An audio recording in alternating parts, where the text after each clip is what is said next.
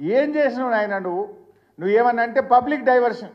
ఇలా కేటీఆర్ గారి మీద కేసు పెట్టి ఒక అక్రమ కేసు పెట్టి అన్యాయంగా ఇరికిచ్చే ప్రయత్నం చేసి ఒక పబ్లిక్ అటెన్షన్ డైవర్షన్. దీనికంటే ముందు లగచర్ల రైతులను అరెస్ట్ చేసి 15 రోజులు లగచర్ల పేరు మీద డైవర్షన్ చేసినావు. దానికంటే ముందు అల్లు అర్జున్ పేరు మీద డైవర్షన్ టాక్టిక్స్ చేసినావు. దానికంటే ముందు తెలంగాణ తల్లిని మార్చినా అని చెప్పి దాని మీద 15 రోజులు డైవర్షన్ టాక్టిక్స్.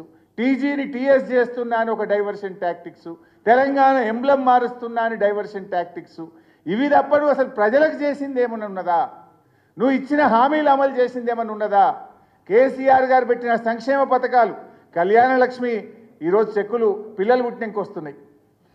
ఆ రోజు ఏం చెప్పిండు? పెళ్లి కాకముందే తులం బంగారం ఇస్తా కళ్యాణ లక్ష్మి అన్నాడు.